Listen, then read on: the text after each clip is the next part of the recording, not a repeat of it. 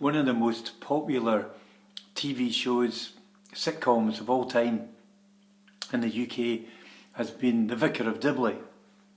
Dawn French stars as Geraldine Granger, appointed to the rural village of Dibley.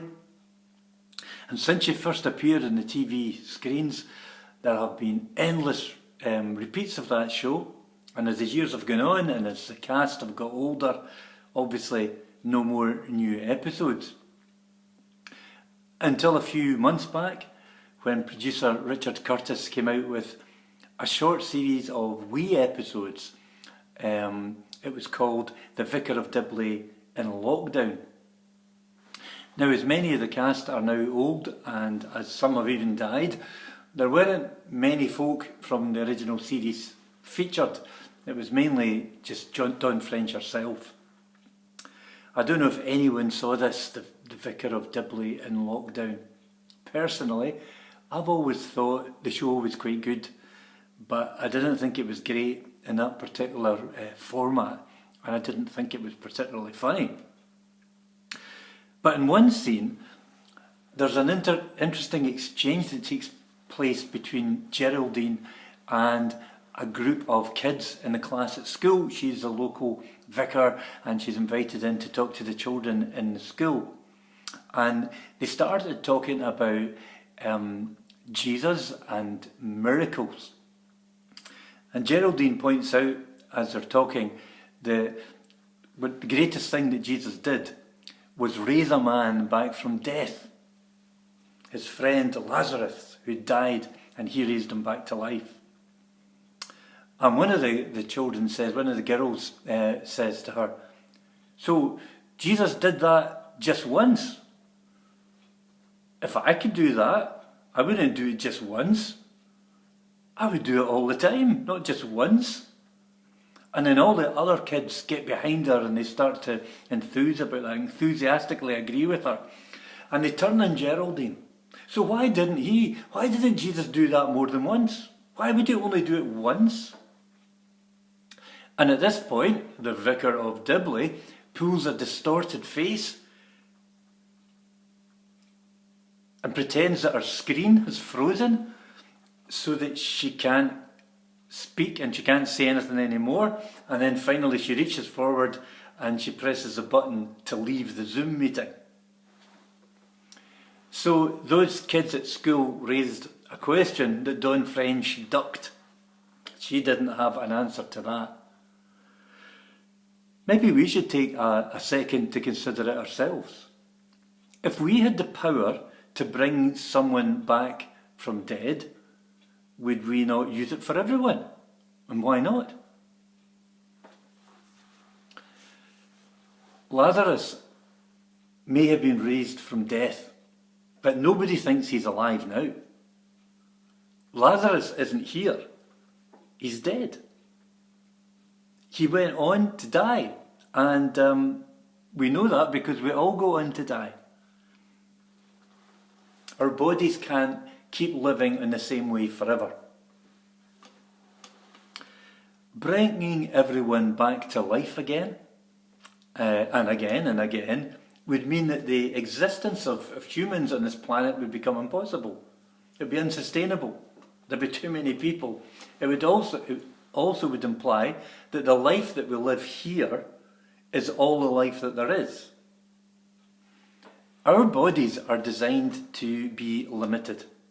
Our bodies eventually wind down and eventually decay and wear out. We humans don't live forever. At least, not in this world. And the rising of Lazarus was simply a sign from God that God has the power. God has power over life and death. And it was given for people to realise that death isn't the end, that God can be trusted, and that Jesus can be believed. Now, you might counter by arguing that nothing could be better than healing people's physical illnesses.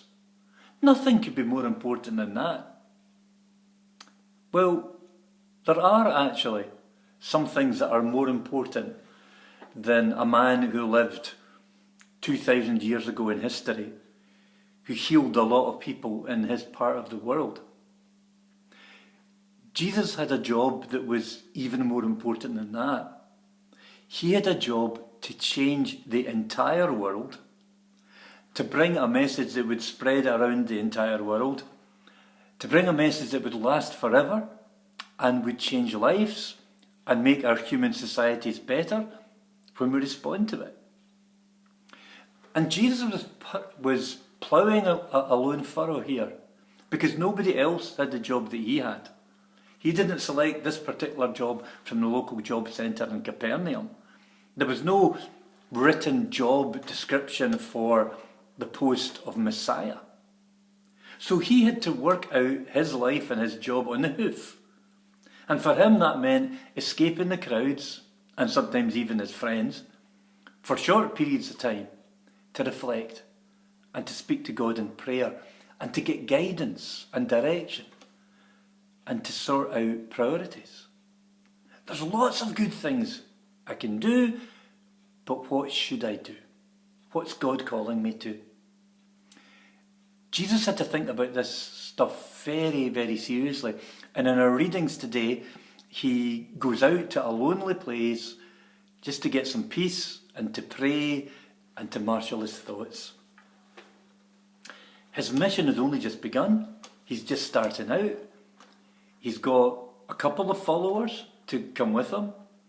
And in the first few days, he's managed to speak to people about God's kingdom. And he's managed to heal people along the way. And this is what is drawing a whole lot of attention. And if he was in any doubt about that, the doubts were gone. When we read that when his friends finally caught up with him, when they tracked him down, they tell him, everybody's looking for you, Jesus. Everybody wants to see you. He's in great demand. Come on back, Jesus. You've got an audience and they're all waiting. Jesus' compassion meant that he would always be ready to heal people if he could. He was always ready to offer healing. But he also always knew that the danger would be that the healing would take centre stage. And he'd become known mostly for that. Now Jesus could have set up a centre in Capernaum. He could open a clinic right there. And the whole world would eventually have beaten a path down to his door. And he'd have healed people from morning to night, and that would have been good. It would have been wonderful. But Jesus had a particular and unique mission to accomplish. If he opened up a healing centre, he would never have been able to leave it. All his time would have been taken up with this. He wouldn't have been able to do the rest of the things that God wanted him to do. So today, I guess, this message is a kind of part 3 on a theme of healing. I never thought there was going to be a part 3. I never even thought there was going to be a theme of healing. But over the last few weeks, it just seems that this is where we are in the Gospel of Mark. Last week, we were thinking about the fact that Jesus comes to lift us and support us so we can go on and support others. And the week before that, we were thinking of the fact that we ourselves can be healers, even people like us, because there are all sorts of ways healing comes to people. So both these sermons were about the part we have to play in healing. And this week I thought we could maybe just think a bit about God's part in it all. What does God offer to us? If God can't just heal everything and everyone, can't we expect some favourable treatment? The wonderful author and minister, Barbara Brown Taylor, wrote this: "The problem with miracles is that it's hard to witness them without wanting one of your own. Every one of us knows someone who's suffering. Every one of us knows someone who could use a miracle. but miracles are hard to come by. I'm not saying there aren't such things as miracles, but by definition, they are unusual. They don't usually happen. That's why we call them miracles. And one of the things that we need to realise is that sometimes we imagine Jesus as a magic guy. We imagine he could do anything and he could heal everyone. Well, no, he couldn't. God was working through Jesus, but Jesus was still a person. He was a human being. Jesus couldn't be everywhere at once. He couldn't be with everyone at once. He got tired. At times he was completely exhausted. We read about the miracles and the healings, but we need to put them into perspective. Even in his own locality, Jesus didn't put doctors out of business. The Bible shouts to us about the amazing healings, but it also whispers to us about the fact that there were times when Jesus couldn't heal. He was unable to heal. Scholars have tried to work out how many people altogether might have been healed by Jesus. And obviously that's impossible to calculate precisely. But all of them agree it would only be a small proportion of the population of Palestine. So what does the message of Jesus offer us? The hope that everything ultimately will be well. The hope that we're all held and supported by God no matter what we face. And the hope that we're safe for the future, thanks to God, who has the power to bring us safely from life, through life on earth, to life eternal.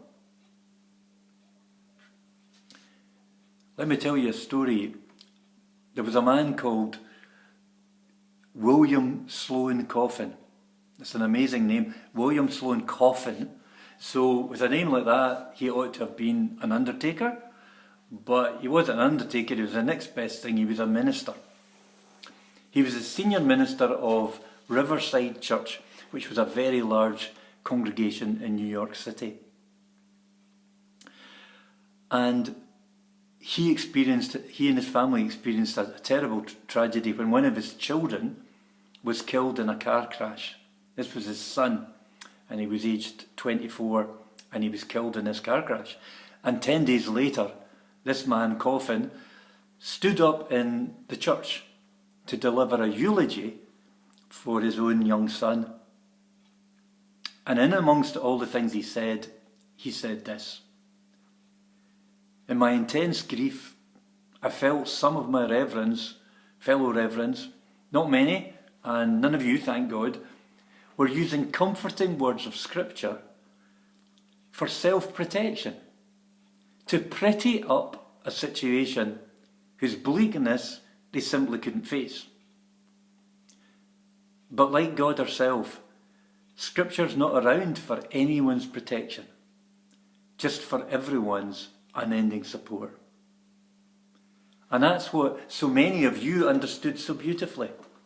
You gave me what God gives all of us: minimum protection, maximum support. I swear to you, I wouldn't be standing here if I were not upheld. Minimum protection, maximum support. Over the Christmas period, I was thinking a lot about that verse in John's Gospel that describes in poetry Jesus coming into the world. The verse, John chapter 1, verse 5, which says, "The light shines in the darkness, and the darkness can't put it out." And I was thinking that a lot in the services over Christmas. The light shines in the darkness, and the darkness can't put it out. And we might think, now that the light has come, the darkness is all gone. But sadly, not true. But now that the light has come, the darkness can't have the last word, because the light is stronger. The darkness is real enough. Trouble is real. Conflict is real. Tragedies are real. We always have to contend with these things. But the light is real too. The light is in our world and it can't be extinguished. God does not play favourites. In this random world of chance, things go wrong. Anyone can be caught up in accidents, trouble, tragedy, illness, misfortune. God doesn't promise any of us immunity from troubles that might just strike somebody else. And sadly, we don't get immunity just for being members of Langside Church. But God does promise this, that we will never be alone. God promises us maximum support. And if you remember Coffin's words when he said to the church, I wouldn't be standing here were I not upheld. The support of God is not a trite phrase, a jumble of words, an empty idea, a fanciful dream. It is real, and it is tangible, and it is solid. And no matter what we face in life, it makes all the difference in the world. Thanks be to God.